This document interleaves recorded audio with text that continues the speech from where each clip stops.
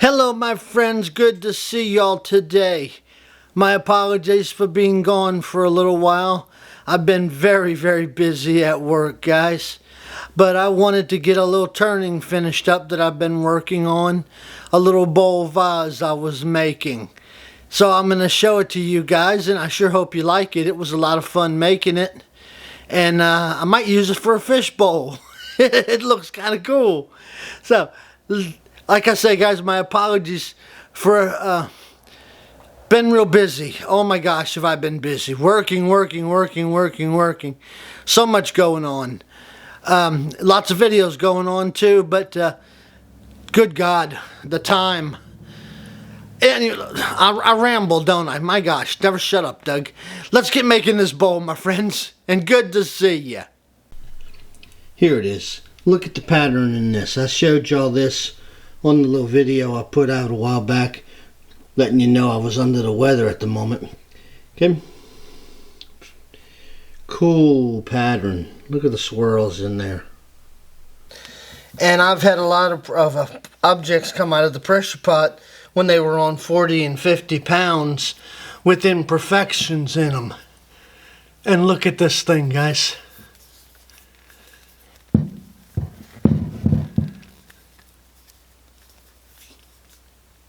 Not an imperfection in it. And this one was in the pot. I have two pots that I can get up to 80 pounds of pressure, and two I can get to 60. And this was under 80 pounds of pressure. And this is like the fourth one I've put under 80 pounds of pressure. And man, do they come out nice and clear and smooth.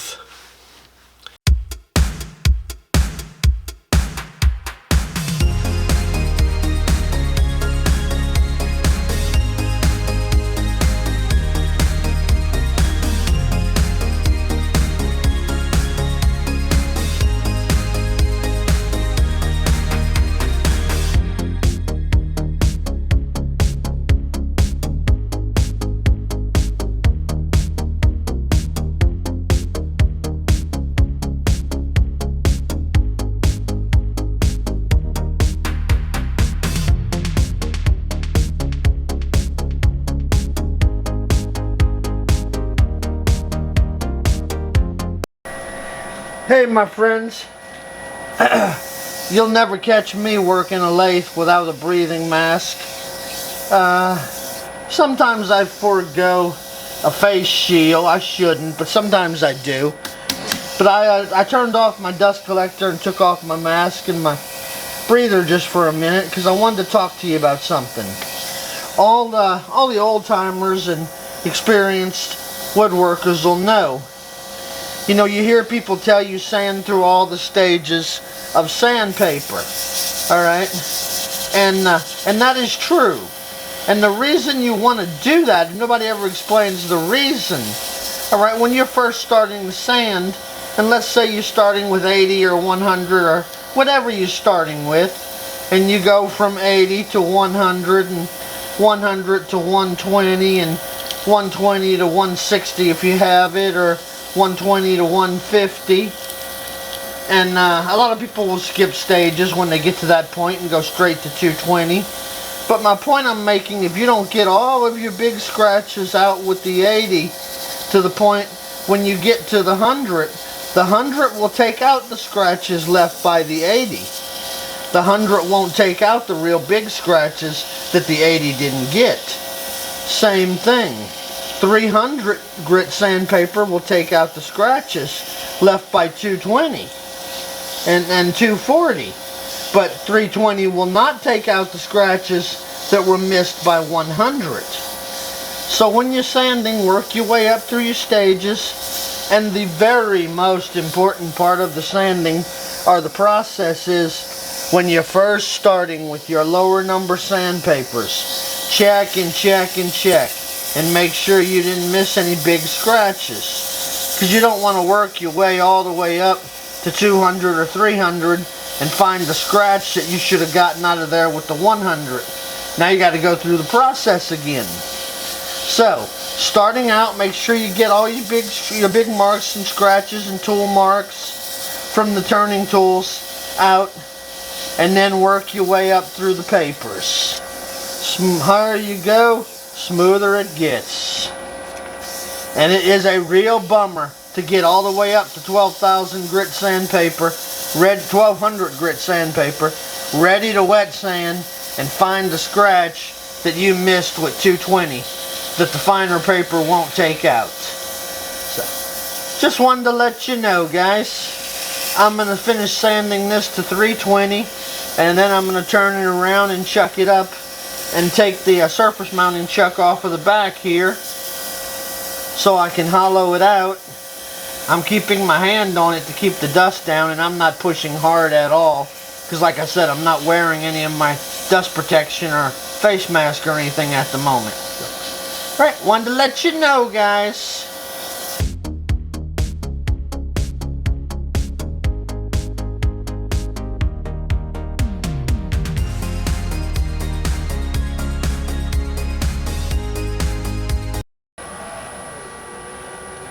Denatured alcohol, guys.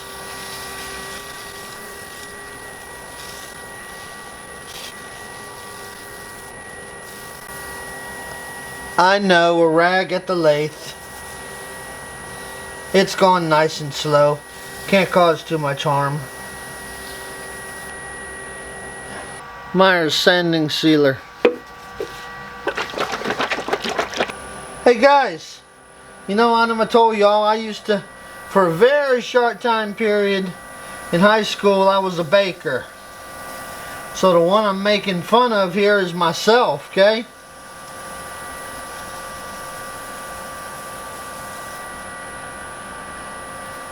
Y'all know why a baker never goes to a casino?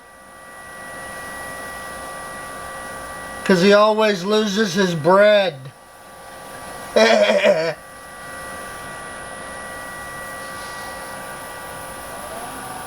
Know why the baker got kicked out of the bank?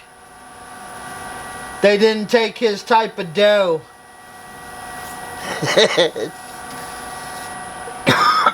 Excuse me.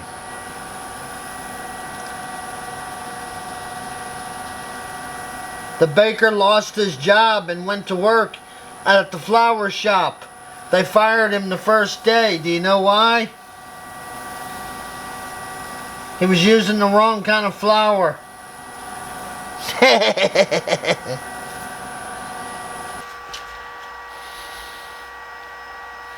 Hut friction polish.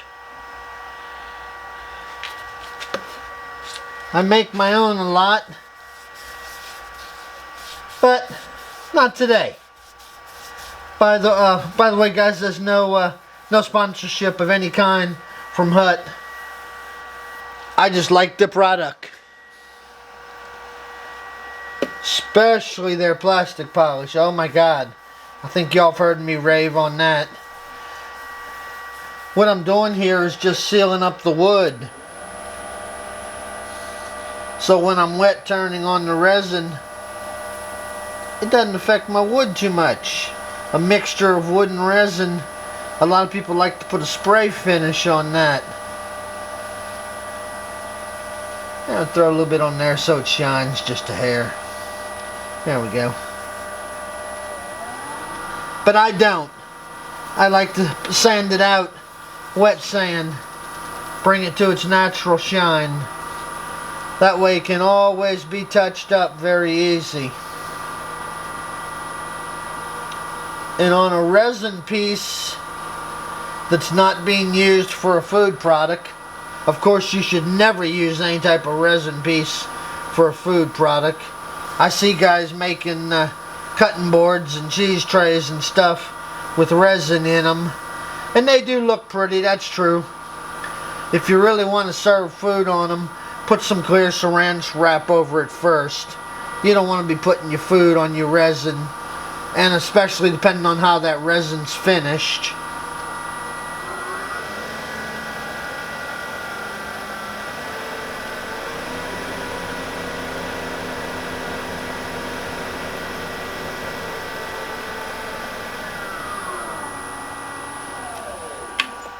There we go. That'll keep it cool.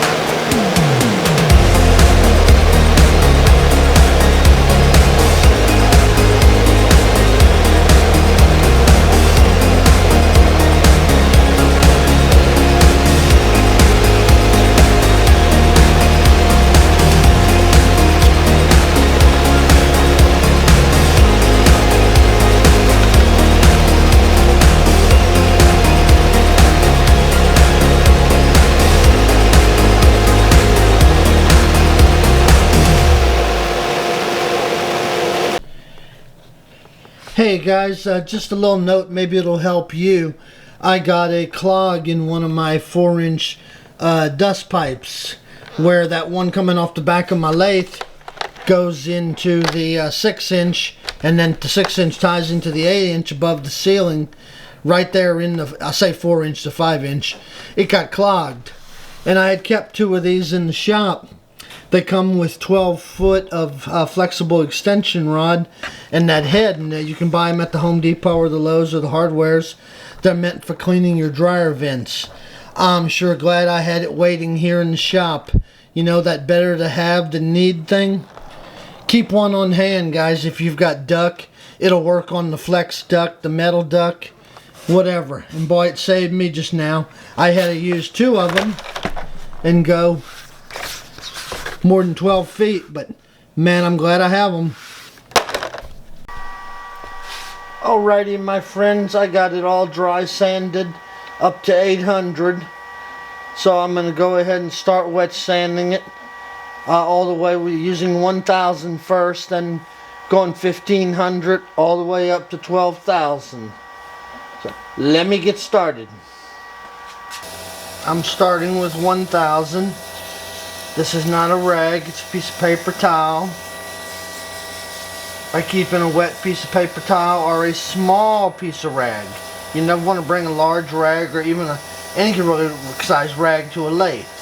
They can get caught up in the lathe and possibly harm you. Not the worst thing in the world, I wouldn't think, but always been taught don't bring a rag to a lathe, so I stick with it. Unless it's a small piece. Like I say, by keeping that piece of wet paper towel on there, I never run dry. This ain't gonna be so easy to do and not block you guys.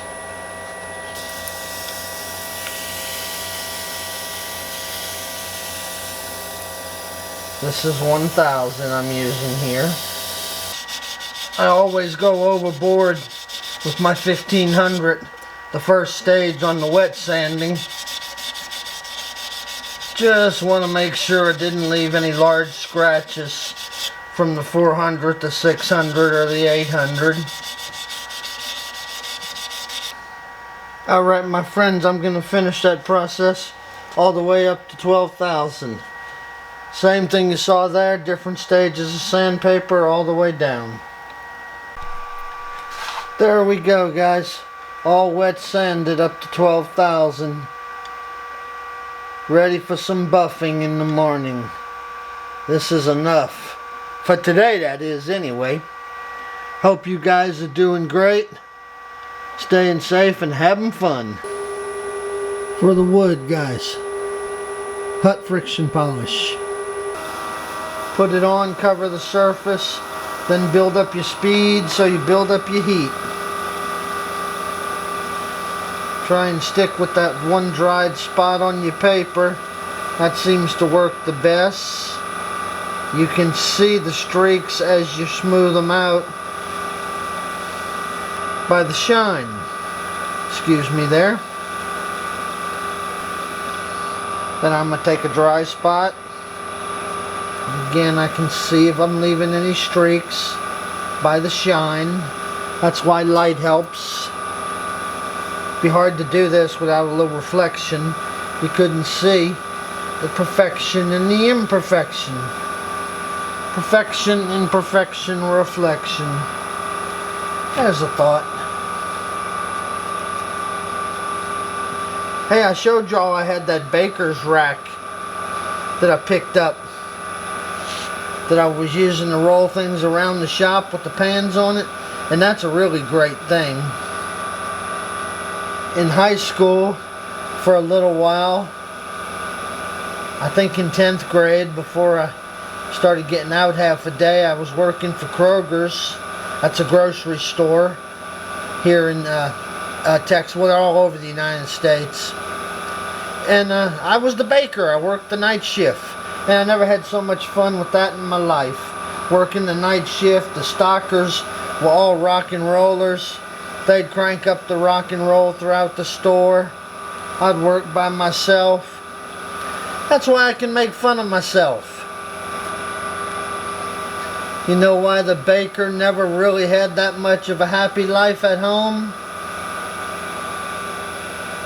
He always had problems getting his bread to rise.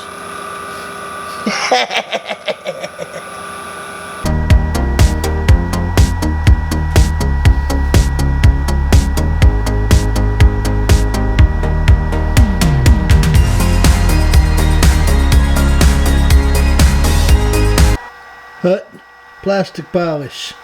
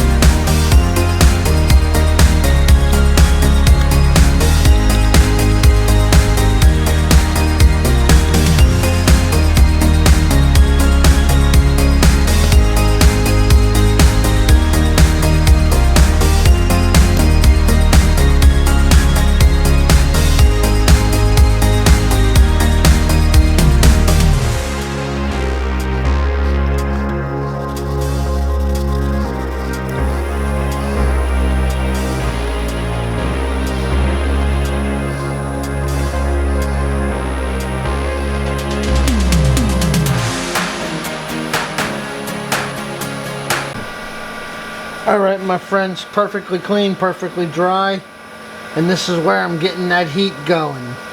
Remember I was telling y'all about that heat? This is how you make a piece of plastic look like a piece of glass.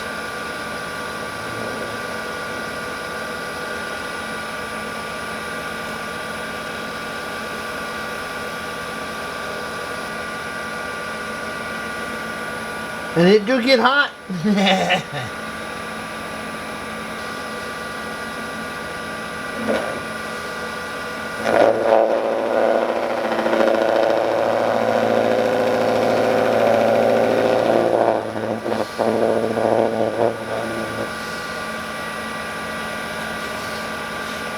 There we go. Hey my friends, let me give y'all a look at the little finished bowl here.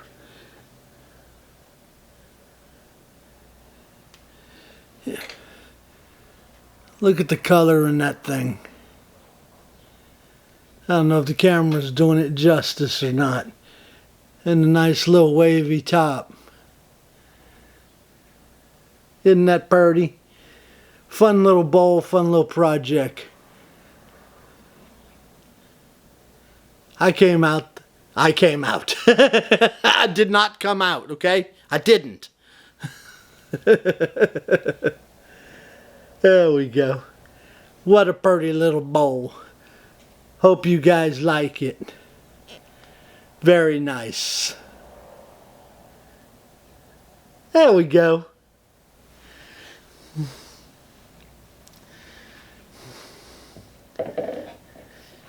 Hey my friends, I sure hope y'all like that. That was a lot of fun to make. The colors in it came out awesome. I'm going to be doing some more experimenting on how not to waste so much resin when you're doing your drill outs or your centering. The little plastic cups in the center are collapsing on me, and I've got some plastic hard rings that I'm going to try using. Or I've done the old put waste wood in the center thing. I should probably go back to that. That works pretty well. But that was a lot of fun to make. And my friends, like I was saying in the beginning of the video, I'm still kind of very busy here at the moment with work and stuff going on. But I've got about, I think 7 more videos under works in different stages. And I've got to get them done for y'all. And I'm having a lot of fun doing it too. So I'm going to get back to work on it. I hope y'all like my little bowl. So y'all be safe. let's pray for peace in this world. God knows we need it right now. Things are so bad. Pray for the Ukrainian people. Bless their heart. The things some folks on this planet have to go through because of other mean people. It's unbelievable, isn't it? But don't let me... oh gosh, I better not be rambling. I'll get in trouble here. Y'all be good. Stay safe. Say a prayer for each other. And I'll be back in a little while, guys. Bye now.